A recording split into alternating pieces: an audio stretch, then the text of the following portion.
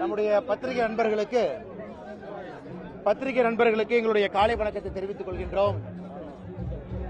ஒரு அற்புதமான ஒரு மாவீரனுடைய குரு பூஜை விழாவிலே பங்கெடுத்து 1728 பிறந்து 1759 மறைந்து வெறும் 31 ஆண்டுகள் மட்டும்தான் இந்த பூமியிலே வாழ்ந்து ஈடு இணையில்லாத தன்னுடைய வீரத்திற்கு பெயர் போன வீரன் அழகுமுத்துக்கோன் ஐயா அவருடைய குரு பூஜை விழாவில் பாரதிய ஜனதா கட்சி சார்பாக இங்கே வந்து பங்கெடுத்து அவருடைய திருவுருவ சிலைக்கு மரியாதை செலுத்துவதில் பெருமை அடைகின்றோம். எங்களுடைய கட்சியை சார்ந்த அண்ணன் GBS நாகேந்திரன் அவர்கள் பல்லாண்டு காலமாக இங்கு இருக்கக்கூடிய திருவுருவ சிலையை தன்னுடைய சொந்த செலவில் கம்பெனி நிறுவனம் மூலமாக பராமரித்துக் கொண்டு வருகின்றார்.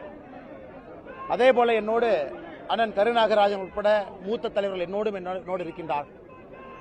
எல்லா ஆண்டும் கூட இங்கே வருவது ஒரு பெருமை. இந்த ஆண்டும் கூட இதைவிட பெருமையாக நான் எதையும் கருதியது கிடையாது. 2015 டிசம்பர் மாதம் நம்முடைய மத்திய அரசு அப்போதைய அமைச்சராக இருந்த ரவிசங்கர் பிரசாத் அவர்கள், நம்முடைய மாநில தலைவர் அப்பா தமிழிசை அக்கா, அண்ணன் பொன் ராதாகிருஷ்ணன் அவர்கள் அமைச்சராக இருந்தார். எல்லோரும் இணைந்து ஐயா வீரன் அழகுமுத்துக்கோன் அவர்களுக்காக அஞ்சல் தலையை மத்திய அரசு டிசம்பர் 2015 வெளியிட்டிருக்கின்றோம். அதையும் கூட இந்த நேரத்தில் நம்முடைய பத்திரிகை நண்பர்கள் மூலமாக தமிழக மக்களுக்கு நினைவு கூற நாங்கள் கடமைப்பட்டிருக்கின்றோம். தொடர்ச்சியாக எல்லா ஆண்டும் வைக்கக்கூடிய அதே வேண்டுகோளை தான் இந்த வருஷம் வைக்கிறோம். ஐயா வீரன் அழகுமுத்துக்கோன் அவருடைய வாழ்க்கை சரித்திரம் தமிழகத்தினுடைய பாடப்புத்தகத்தில் இடம்பெற வேண்டும். அது எல்லா குழந்தைகளுக்கும் கூட இவருடைய அருமை பெருமை எல்லாம் கூட பள்ளிக்கூடத்திலே நாம் சொல்லிக் கொடுக்க வேண்டும். வெறும் 31 வயசு தாங்க, வெறும் ஒன்லி 31 இயர்ஸ். முதல் இந்திய சுதந்திர போராட்டம் என்கின்ற வரலாறு மறுபடியும் நாம் எழுத ஆரம்பிச்சோம் அப்படின்னா 1750, 55, 58, 59 காலகட்டத்தை நாம் எழுதணும். இதெல்லாம் 1857 கிட்டத்தட்ட 100 ஆண்டுகளுக்கு முன்பு நடைபெற்ற உண்மையான சுதந்திர போராட்டத்திற்கான போர். அதெல்லாம் அதிலே தன்னுடைய இன்னுயிரை நீற்று ஒரு பீரிங்கு முன்னாடி நிக்க வச்சு இவரை சுக்குநூறாக பிளந்த பொழுது கூட ஒரு சிரிப்போடு ஒரு புன்னகையோடு அதை எதிர்கொண்ட ஒரு மனிதன். அதனால் எல்லா ஆண்டும் கூட நாங்கள் வைக்கக்கூடிய அதே வேண்டுகோள், முதலமைச்சர் அவர்கள் இங்கே வந்து மரியாதை செலுத்துவது சந்தோஷம் என்றாலும் கூட அவர் தமிழ்நாட்டினுடைய பாடப்புத்தக நிறுவனத்திற்கு ஒரு ஆர்டர் போட்டு இவருடைய வாழ்க்கை சரித்திரத்தை பாடநூலில் இடம்பெற செய்ய வேண்டும். அதை முதலமைச்சர் அவர்கள் செய்வார்கள் என்கிற நம்பிக்கை இருக்கு. இங்க இருக்கக்கூடிய எல்லா நம்முடைய கட்சி நண்பர்களுக்கும் தலைவர்களுக்கும் பத்திரிகை நண்பர்களுக்கும் இந்த நேரத்தில் நன்றி சொல்வதற்கு நாங்கள் கடமைப்பட்டிருக்கின்றோம். கேள்வி இருந்தா கேளுங்க, பதில் சொல்றோம்.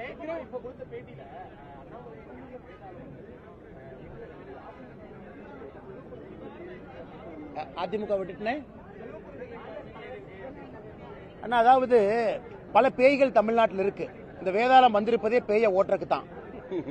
அதனால ஒரு பேயா ஓட்டிட்டு இருக்கேன். இந்த பேயை ஓட்டிட்டு திரும்ப அந்த பேய்க்கு வர்றேன்.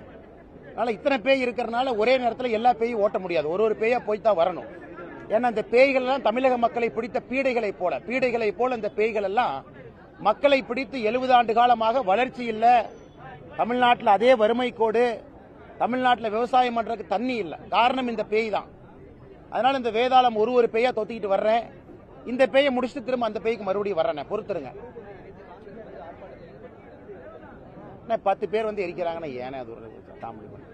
4 பேர் 5 பேர் எரிக்கிறாங்க. கோயம்புத்தூர்ல 10 பேர் வந்தாங்க, திருநெல்வேலியில் 6 பேர் வந்தாங்க. அந்த உருவபொம்மையை தூக்குறதுக்கு 4 ஆளுங்க வந்திருக்கிறாங்க. வந்து உருவபொம்மை எரிச்சிட்டு இருக்கிறாங்க. அண்ணா, நான் செல்வ பெருந்தகை அவர்களே முன்னாள் ரவுடி என்று சொன்னது பொய்யா? இல்லை. அதற்கான தரவுகளை வெளியிட்டிருக்கேன். அவர் குண்டா சட்டத்தில் கைது செய்யவில்லை, கைது செய்யப்படவில்லைன்னு அவர் சொல்றாரு, அதுவும் போய். அவருக்கும் தமிழகத்தினுடைய முக்கியமான குற்றம் எதுக்கும் சம்பந்தம் இல்லைன்னு சொல்றாங்கன்னா அதுவும் போய். தமிழகத்தினுடைய காங்கிரசினுடைய வரலாறு இவ்வளவுதான். இன்னைக்கு உண்மையான காங்கிரஸ்காரங்க எல்லோருமே தொலைபேசி மூலமா நிறைய பேர் முக்கியமான தலைவர்களை கூப்பிட்டு, அண்ணா இதை பத்தி பேசுனதுக்கு ரொம்ப நன்றி, இதைத்தான் அகில இந்திய தலைமையில தொடர்ந்து சொன்னான், அவர் தலைவரா போட்டாங்க. மூத்த முக்கியமான பாரம்பரியமிக்க காங்கிரஸ் தலைவர்கள் எத்தனையோ பேரு தொலைபேசியில் எங்களை கூப்பிட்டு பேசிட்டு இருக்காங்க. எனக்கு புதிதாக இவரோடு வந்திருக்கக்கூடிய தொண்டர்கள் ஊருக்கு 6 பேர் திருவுருவ பொம்மையை இதை கொண்டு வந்து எரிச்சிட்டு இருக்கிறாங்க. அதெல்லாம் எரிக்கிட்டுங்கன்னா அதெல்லாம் மகிழ்ச்சி தான், சந்தோஷம் தான்.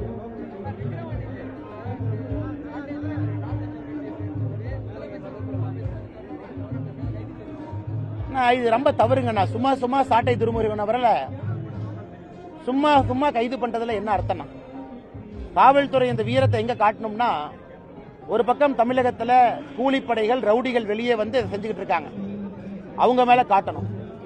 அதையெல்லாம் காட்டாம சும்மா சாட்டை துரைமுருகன் என்ன பேசினார் ஏதாச்சும் பேசுறாருன்னா திரும்ப திரும்ப திரும்ப திரும்ப வழக்கு போட்டு குறிப்பாக இந்த சாட்டை துரைமுருகன் அவர்களை டார்கெட் பண்றது இது நல்லா இல்லைண்ணே, இது ரொம்ப அசிங்கம். அவர் எந்த கட்சியை சார்ந்திருந்தாலும் கூட சொல்வதற்கு கருத்துரிமை இருக்கு. கருத்துரிமையை கருத்தா எதிர்கொள்ளுங்க. அப்படியே திமுக காரங்க பாப்பாங்களாமா, எல்லாம் பாருங்க ஒரே மோட சாப்பிடண்டி. திமுக தொண்டம் போய் எஃப்ஐஆர் கொடுப்பானாமா, அது 24 மணி நேரத்தில் நீங்கள் நானும் எஃப்ஐஆர் கொடுத்தா 1 வருஷம் ஆக்ஷன் எடுக்க மாட்டாங்க. ஆனா திமுக தொண்டன் கொடுத்தோன்னே ஒரு மணி நேரத்தில் ஒரு நாள்ல வந்து சாட்டை துரைமுருகனை கைது பண்ணி மறுபடியும் சிறைக்கு அனுப்புவாங்க. இது வாடிக்கையாக இருக்கு. இதை கண்டிப்பது மட்டுமல்ல, காவல்துறை ஒரு முறை தங்களுடைய முகத்தை கண்ணாடியில பார்த்துக்கணும். எத்தனை காலத்திற்கு திமுகவினுடைய ஏவல் துறையாக காவல்துறையில் சில பேர் பணிபுரிவாங்க. அதனால் இதை மக்கள் பார்த்து கொண்டிருக்கின்றார்கள். சரியான நேரத்தில் தக்க பாடம் புகட்டுவாங்க என்று நான் நம்புகின்றேன். வேறங்க என்ன?